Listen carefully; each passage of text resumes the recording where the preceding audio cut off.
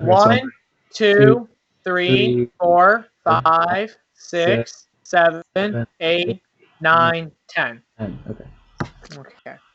So, hello and welcome to the second episode of Losers for Hire, featuring the eminent Ramy, and my co-host, The omniscient Luke. Omniscient. I should have took that one. Oh, Yeah, man, you left it out for me. Omniscient. I felt like I needed to take it. Like if it just went unused, I'd be. I mean, okay, props to you, I guess, for being unoriginal, but whatever. So first off, I think it's paramount that I apologize for my incessant eating last episode. It resulted in a lot of dead air and dissatisfaction. That popcorn must have been really good, though. I mean, dude, I had Monterey Jack and movie theater popcorn. I mean, it was superlative. That sounds so good. Wow. I mean, Luke, I would share some with you right now, but we're I across regret the to inform you. Also, holy damn, we hit 23 videos. I mean, we're coming for you, PewDiePie. Just wait a month, we'll be there. Yeah, the support on the channel's been insane, guys. Thanks for the 23 views. Even though I'm sure none of you are currently listening to this. They probably didn't make it through the 7-minute intro. I guarantee that's the case. Speaking of 7-minute intros... That's not what this is going to be, hopefully, maybe. Hopefully, maybe. Okay, Luke, I'm trying to think if there's anything else I forgot to talk about. I can't. No, this is our second time recording it, and we, once again, forgot to make a list of everything we have to talk about. Well, let's just start off with the first question, then. Coming in from a viewer in Mississippi. Should I go for Shala Keely, or... Make up a name. Are we doing a made-up one right now? Make up a name for it. Make up a name of... Make up a name? Yeah. Ludwig von Picard. All the way from Mississippi. Question coming in from Ludwig von Picard. Ludwig asks. Don't forget about the von Picard. I don't want to butcher the last name. What does Ludwig ask? Dude, you know these are public questions, but we actually have questions this time. You know those are public. Everyone's going to see VIP. I think you mean no one's going to see VIP. Which, may I mention, is the best initialism I have ever heard. I mean, it's brilliant, isn't it? I wish I had thought of that. So VIP asks, in what situation would you consider breaking the law? Oh, that's such a good question. Wait, I didn't even mention that we have channel art now, dude! Oh, we got channel art! Wow, dude, that's... Like, look, people are going to be looking at this, like, sensational image of the two of us. Whose toes did you have to hold over the fire to get that? Oh, dude, I resurrected Bob Ross himself. Bob Ross himself? Wow, you ripped him from his peaceful sleep. I can imagine him waking up. I did the world a favor, Luke! I imagine him waking up and going, like, what do you want? Like, just in the haze, like, I'm going to, like, no, wait, I need channel art. Like, I'm going back to bed now. Like, I'll pay you. Like, I'm supposed to be dead. I'm dead. I don't need your money. I don't need your money. But we need that. But the world needs his afro, Luke. The world does need his afro. Anyway. I'm pretty sure I can actually find his afro on eBay. I'm actually going to look up Bob Ross afro. I'm totally going to do the same thing. Wig. Bob Ross afro for sale. Dude, you can buy one for $5 on Amazon. Dude, 5 cash monies. Cash money, holla. Dollar. Oh, it's dollar? I'm not very good at slang. No, it's like holla-dollar. Like holla-dollar. Oh, holla-dollar. Oh, I get it. It's a rhyme. Holla-dollar meme. That was a meme. It was? Yeah, I think. I mean, of course I knew that. $5 make you holla. That's what I'm getting here when I look up holla-dollar meme. Wait, damn it, Luke. We gotta answer VIP's question all the way from Missouri. And totally not a person we know, and I begged in English class to leave us a sorry. question. Was it VIP? What was the name again? Ludwig von Picard? Ah, so it's Von Picard. Spelled with a VI. Ignore the first name. Yeah. I mean, it's actually Wedgwick Picard. Yeah.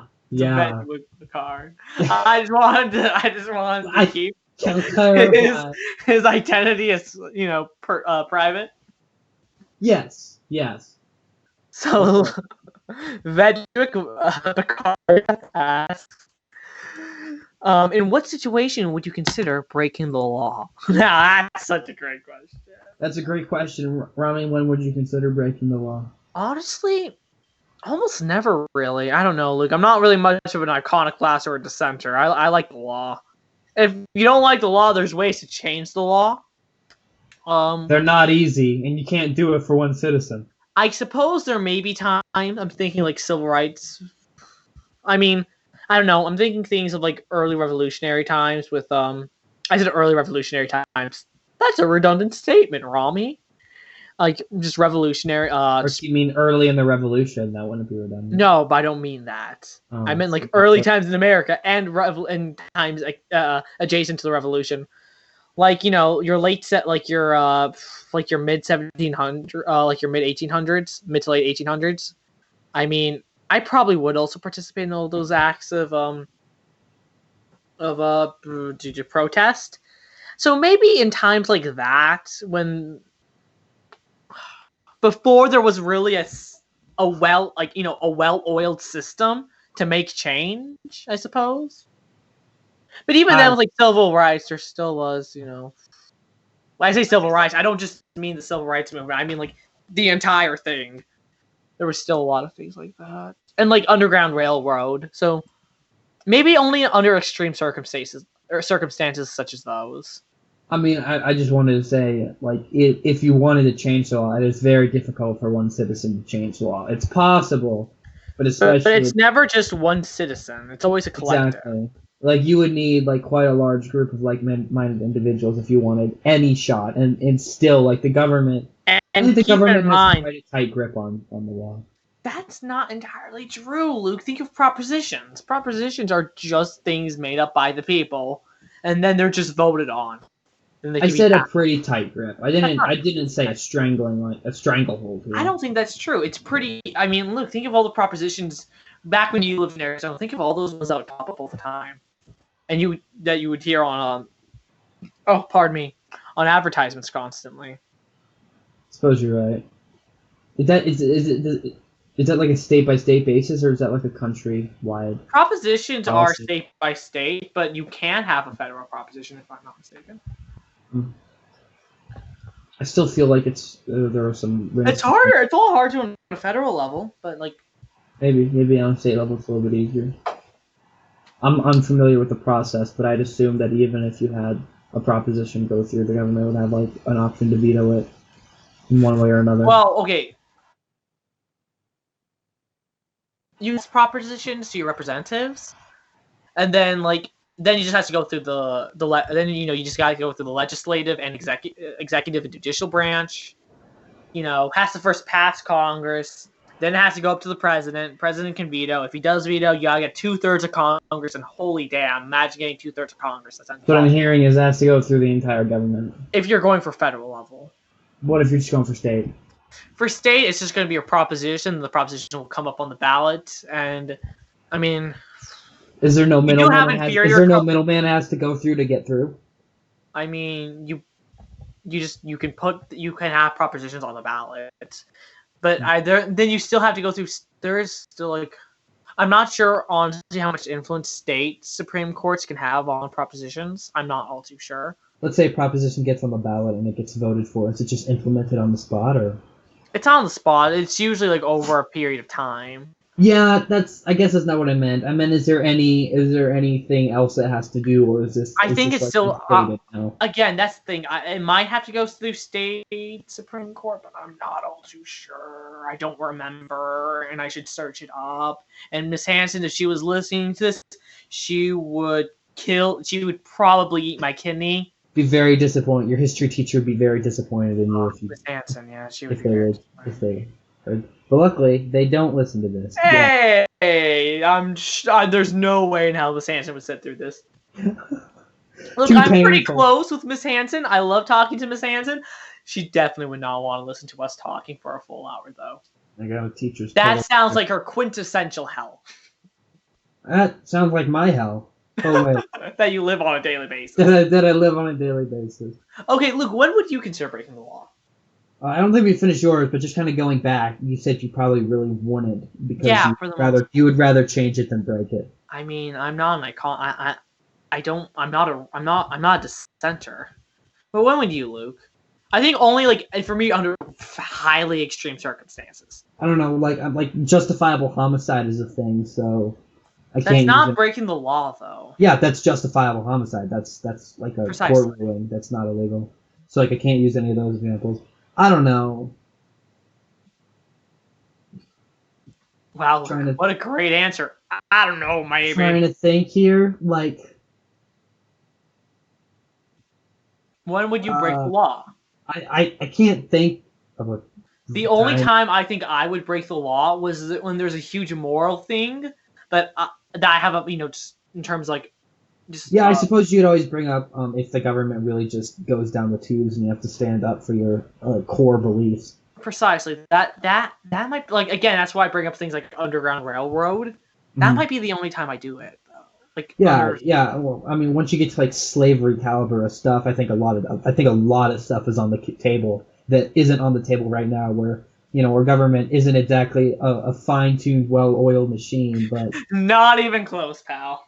I would say they at least like get there. Like at the very least, there's nothing like as bad as slavery going on right now. No, nothing close. Well, I mean, and some would argue, but I would not. I would not argue that. I would definitely not take that position. I mean, don't get me wrong. There are heinous things going on right now. Don't get me wrong. In the government or just in the country? Because there's always heinous stuff going on in the country. Both, honestly. I'm just thinking of a child, child holding centers. Mm-hmm. Yeah, like that's just despicable. I mean, like indubitably. But I'm thinking even then, I wouldn't go guns a-blazing. I wouldn't shoot it up. Yeah, we're not. I don't think shooting up a child holding facility is exactly. It doesn't sound like the most rational thing. It doesn't. It really doesn't. Maybe I'll just fight for new legislation, get new people, elect new representatives. Yeah, get people on board.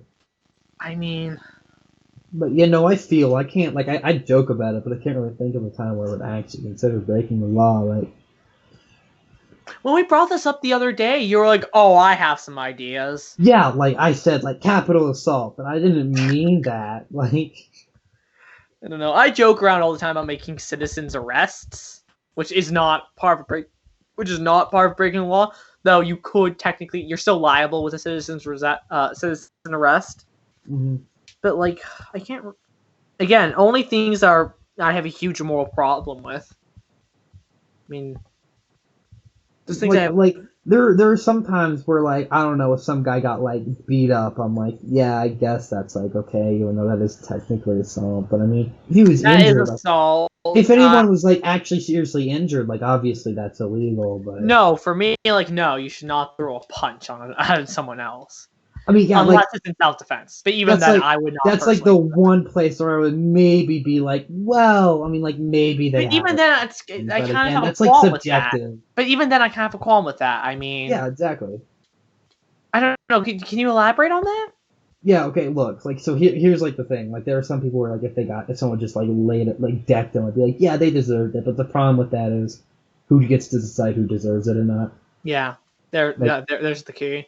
Yeah, that's the thing. So like, obviously, if I was going completely logical, I would, no, just don't break the law. Just everyone abides by the same rules, and there's But no. is there a time, like, Luke, is there a guy that you're like, yeah, he deserves it? Like, if Hitler, like, would you just, like, lay one on Hitler?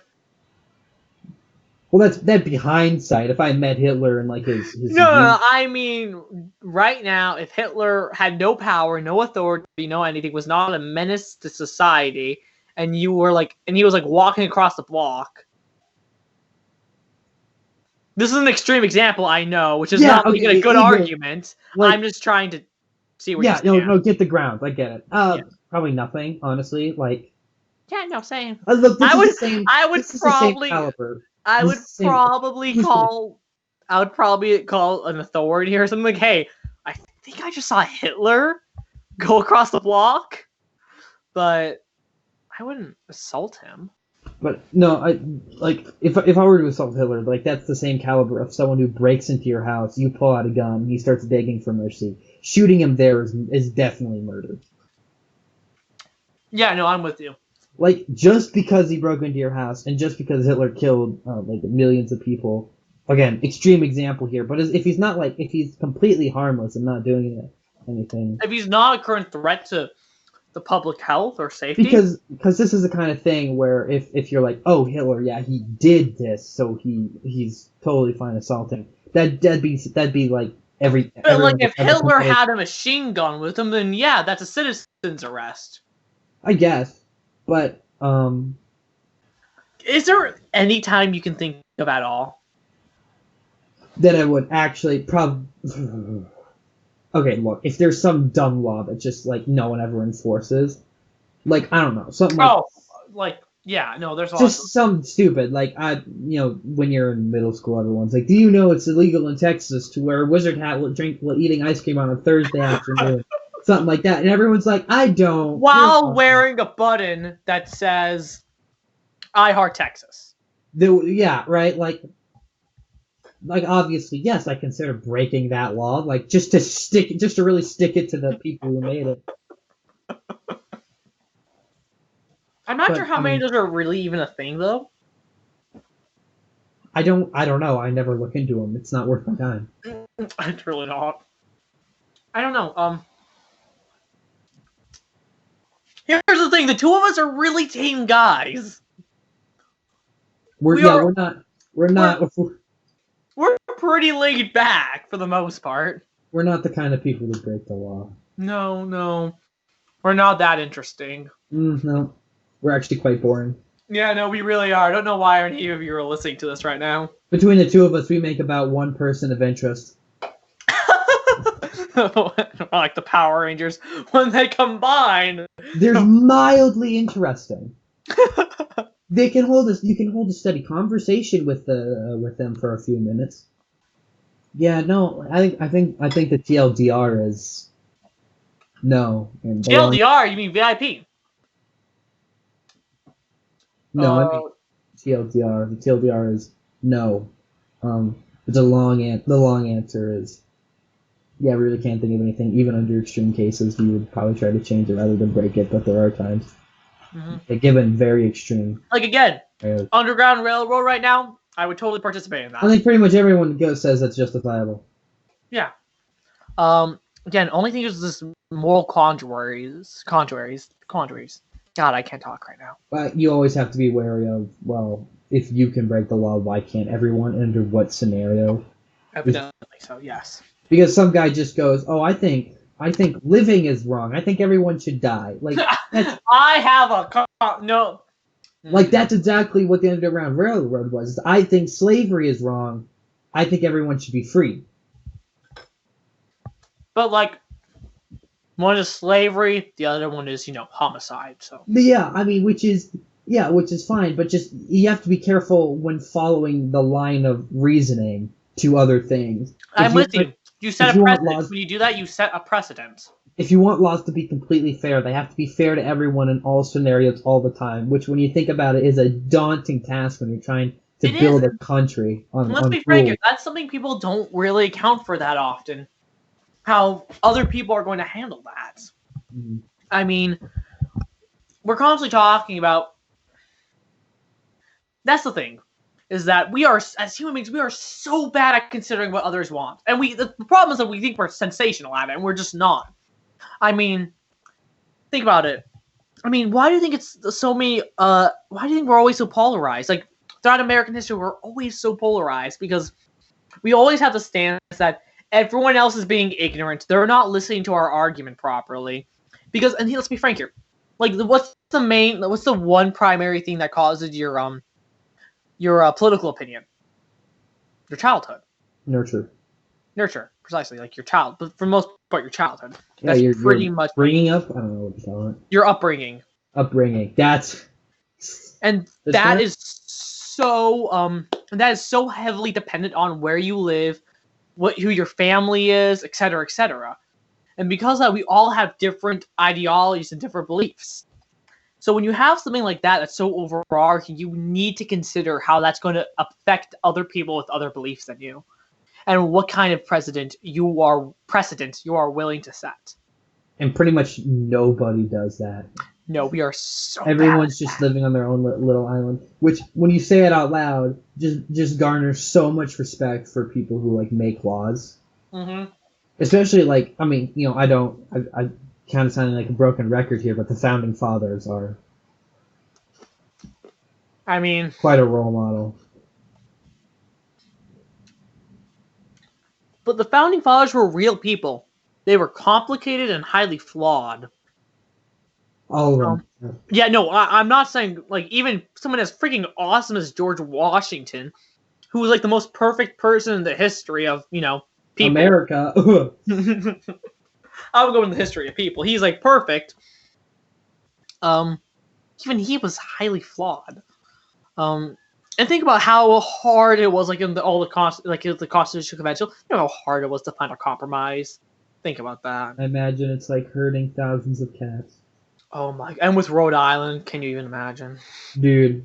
Like, we complain about Texas now, but like, yeah, Rhode Island back then was like, he was the problem child. Dude, Rhode Island. Remember how Miss Basama used to always say, we used to always just make fun of Rhode Island constantly. Yeah, our old history teacher, yes, she was very adamant about that. Here, a nice little bumper sticker on one of her cabinets, which, if I recall it properly, went something as somewhere in a small town in Texas, there's an idiot screaming. Which I found always highly amusing, regardless of how many times I read that. Somewhere in Texas, there's an idiot screaming about his beliefs. I think somewhere everywhere there's an idiot screaming. I think that's quite. I was about to say that, but I was just about to say it, but I don't know. I like to really epitomize that with Texas. Who is our next question coming from? So, it's another one for Vondrick Picard. Really? You kind of come up with another name? Look, they can see the comments! I mean, why am I going to blatantly lie to them when they can easily just figure it out by, go back to the last video and look at the comment. Alright, yeah, so you're right. Of course I'm right, you should get used to it. You should have already been used to it by now. I am used to it. Okay, so VIP asked, are you guys hopeless romantics? Talk about some scenes in romance movies. I'm a first need a definition of hopeless romantic. So, if I'm not mistaken, I believe a hopeless romantic is defined as a person who constantly pines after a significant other to no avail. I think they're not significant others yet. They're trying to get a significant other. Yeah, no. Touche. Correct, yeah. Yeah, alright. So they're people constantly running after someone else, never getting them.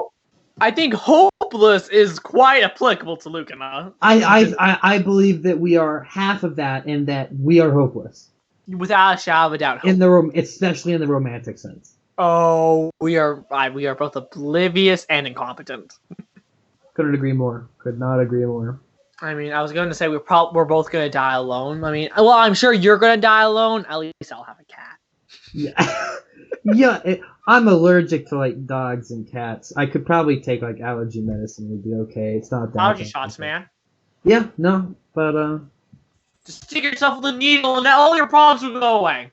Dude, I stick myself with needles all the time. Dude, don't you always feel better afterwards? No. When in doubt, feel free to quote us on that, by the way. When in doubt, stick yourself with a needle. I will, yeah, that's my senior quote. When in doubt, just jam the needle in your arm. Make all your problems disappear. Everyone's going through the yearbook. The yearbook, like, yeah, that guy got expelled like twice. I just want your senior picture, for you to look like as much of a drug addict as possible. I want you to have huge bags over your eyes. I want your teeth to be more moldy. It's like eat a ring pop. Nose is just dripping with. Dude, nose ring. Don't forget about the nose ring. The nose ring, right? Hair's just all over the place. No one. I mean, look, you have to eat like a ring pop before you go in. Mess up your hair. Are you fellas getting a nose ring? How much do I have to pay to get a nose ring? Priceless. I'm not getting that. Priceless! I would get a nose ring for the right price, maybe. No, not really. Okay. How often? Okay, this is now a question. How often would I have to wear the nose ring? Just for that picture. Oh, then like a good amount of money. Like I don't want to get my nose pierced, but if I could just take it out and let the hole close, like that's fine. Like how much are we talking? 50? Okay, 100? First of all, are we talking the bull ring that goes through the middle, or one that just goes through the outer end? Oh, a bull ring would be preferable, but that one I've heard that one really hurts. I would not. I would need like an anesthetic. I would imagine so. I would definitely need an anesthetic first. Oh, those are a little on the pricey side, aren't they? Hey man, the price will come. I don't know how much I want to feel your heroin addiction. That's true. That's true. How much would I have to pay you? Oh, the cost of the anesthetic, if it's a bull ring, the cost of the anesthetic plus, we're talking a lot of zeros. Okay. Probably like normal nose ring then. Like about 5 zeros here. A normal nose ring, that's less disagreeable. We're probably only talking in the 5 digits. 5 digits. 4 to 5 digits. I would need. So okay, Luke, are we hopeless romantics? Hopeless, yes. Hopeless romantics, no. I have never. Hey, there was that one time in 3rd grade. That wasn't me though. Right. Yeah, you were a cold-hearted bastard and declined her. The only woman that could ever love you. In third grade, because I knew all the ins and outs of in 3rd grade relationships. Yeah, no one. Yeah, I'm 3rd grade. I'm sorry. I promised not be eating anymore, and I just finished eating. You straight up just finished eating. That's the dead air we're looking for. That's what we need to really let those sweet YouTube dollars slip through our fingers. Okay, please talk about some scenes in romantic movies. Now, I don't know how to phrase this.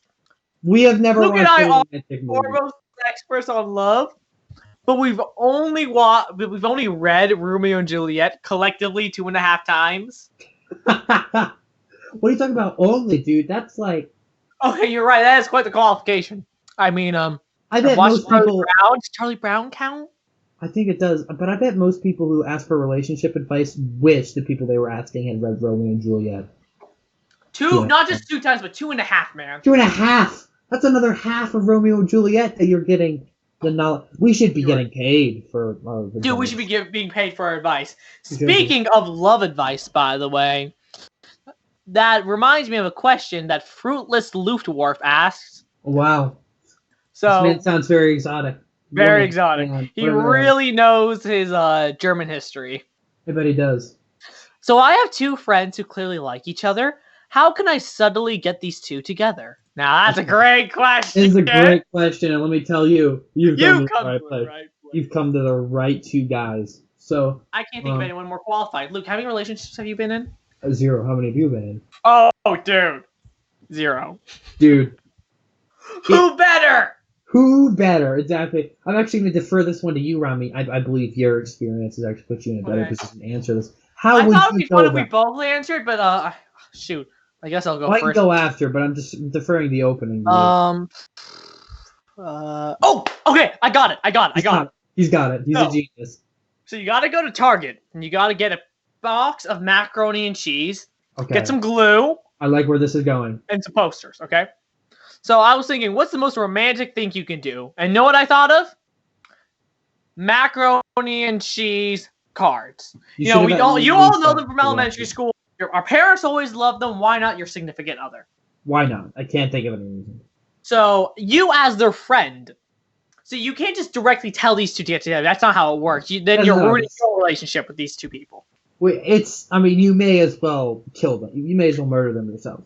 I mean, it's really the equivalent. Now, okay, Luke, I want to come up with a name for these people. So Luftwurf, and then let's just say there's like Jimmy and Abigail. Let's say those are the two people, okay? I was gonna go with John and Julie to get some alliteration going, but yeah, Jimmy and Abigail. Smart. But I've already gone for Jimmy and Abigail. It's already been declared. Jimmy and Abigail, it is. How do we get you, Luftwurf, first have to So you gotta make your poster, and you're gonna write down like I like you or I heart you. It doesn't really matter. Just make sure the point gets across. Hair, shirt. And then be sure to sign it off by saying signed anom, not anonymous, anom, just to further sweeten the deal, further entice it. And more mystery. People are drawn to mystery. People are drawn to him. That's it, Luke. And that's what you keep it as a nom. Anonymous is a bit too on the nose. You want to keep it with a nom. Yeah, anonymous is too mainstream. You got to go against the precise. So again, you've come to the right place. If there's anyone less mainstream than it's these guys. Anyway, so I just realized. Okay, so first off, you gotta follow Abigail, and you gotta be And is this in a creepy way, or are we gonna go discreet around this? Well, no, I mean, you gotta figure out her locker number. So you kind of follow her at a distance, and then let's say when you know she's not around her locker, you hurry up, you enter the code, you throw the card in, you walk out, and then you kind of creep around the corner and you wait for Abigail to come up. And then when Abigail opens it up, you walk up and go, "Oh, hey, Abigail, what's that? Is that a card?" Wow. Oh, wow. You know what? Jimmy loves arts and crafts. Dude, and then you pull up your phone and you pretend to call someone "Oh, hey, let's say they're art teacher. Oh, hey, Miss J. DeBacchio. What's good in the hood, DeBacchio? What's happening? What's up, my home dog? This is hard to listen to. Isn't Jimmy so good at arts? What's that? You start to work with macaroni? That's so creative. Wow, that's insane. Wow, and then you kind of just walk off, and that was like, "Oh, hey, Jimmy." Wow, you really planted the seed there. That was expertly done. Exactly, you gotta plant the seed. That's where I was gonna go with it. Or if you want to, if you want to make sure they take the bait, if you think the other friend. Now you do the same thing with Jimmy. You follow Jimmy, find his locker number, you do it, and then when he's walking over there, then you kind of pull out your phone and pretend you're talking to your friend, "Oh yeah, Abigail and I eat macaroni and cheese every Wednesday. Wednesday macaroni nights. She always has boxes upon boxes of macaroni and cheese at her house." In fact, I think you're doing some arts and I think I saw her doing some arts and craft with them when I went over to. Yeah, I mean, she always has pockets full of macaroni and cheese, man. They're spilling with macaroni. Stacked. I think she's obsessed. A bit. So then, 2 months later, when they're the cutest couple in school, Queen. Yeah, exactly. You walk up to them in the middle of class, you stare them straight in the face and go, "I'm the one who crafts." And you walk out. And you just dip. Except don't say that because that's class. You don't ditch class, Ramy. You never come back to that school again. Oh, dude, I'm totally with you. You leave as "I'm the one who crafts." I'm like, "Oh, shoot, Luftwurf over here just is such a great friend. He set us up. I love Luftwurf. He's such a clever guy." They get married 6 years later. 6 years later, I mean, wow, you're the best man or girl. Or man. Whatever you want. Best women don't exist. And Luke, hey, I realized that we didn't make enough drug references, so I threw in a Breaking Bad reference for you, man. I haven't seen Breaking Bad. I know, but the drug references came up, so you just go again. Speaking of my hit list, I tried Godfather. Oh, you did? I don't think I'm done with the series yet, but I couldn't really get through the first movie. You couldn't? Did you not finish it? I don't really like it. Oh, okay. Wait. Okay, we'll get I to think that. We'll get to that. Luke, your turn to answer the question. Oh right, yours was way more elaborate than mine. I was I gonna don't go. know how you're gonna follow up my genius plan with Luthorf being the one who crafts, but I was gonna go like take them, ask to take them all out to ice cream, set up a really nice conversation, and then just leave leave for the bathroom and never come back. Exactly, let them and enjoy. take their ice cream with you. No, you don't do that. You gotta give them No, a reason no, to you stay. got it. That way they can't just stare at their ice cream, and just that way they have to Oh, talk to you each gotta other. give them a reason to stay though, not say, oh well, it was fun. You have to. They gotta finish their ice cream first. Okay. You take their ice cream, and then you hire a mariachi band to come in. And they're like, oh, there's a mariachi band. We gotta watch them now. I feel like your ideas are terrible.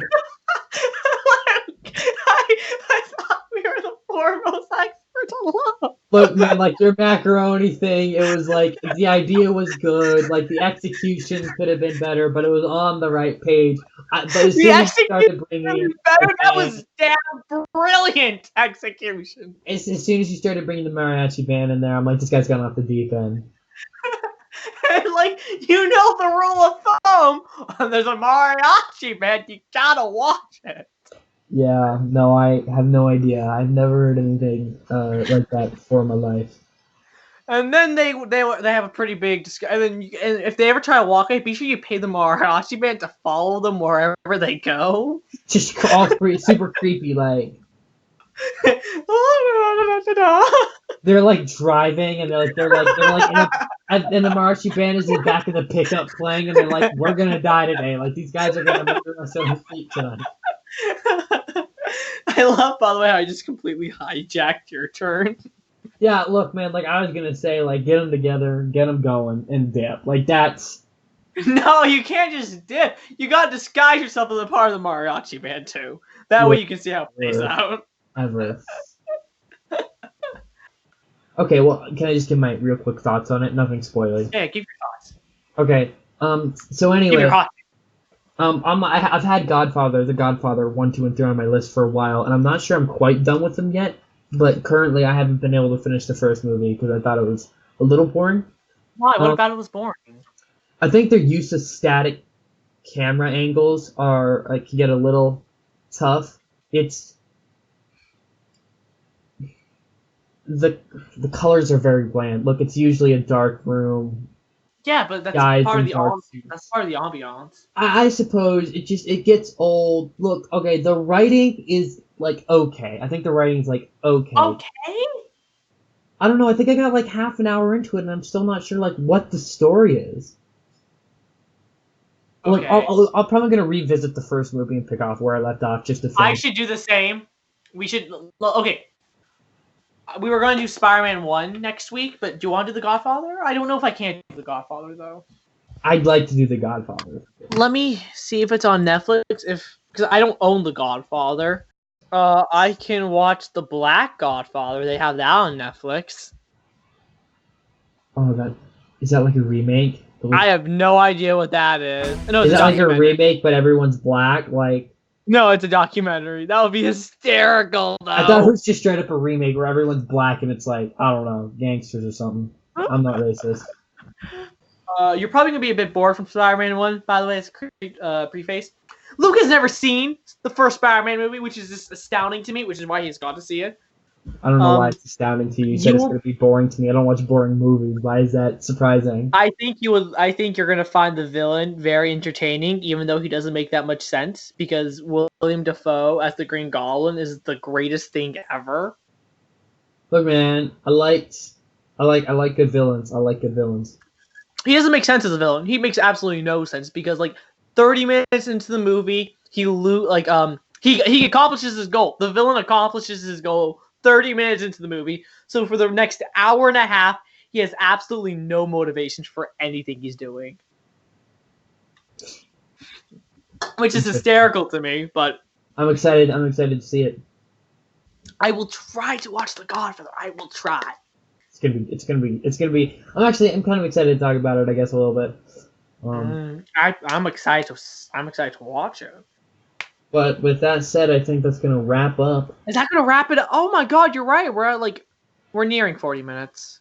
No, we're actually at like 40. Yeah, Yeah, but we're cutting stuff out too, so we're around 40 minutes. We're probably about 40, so we'll cut it here. Okay, well, thank you for listening to another superlative, spectacular, sensational, completely awe-inspiring, unprofessional, incredibly unprofessional episode of Losers for Hire. Dude, we don't have to say simultaneously. Come on. Of Losers for Hire.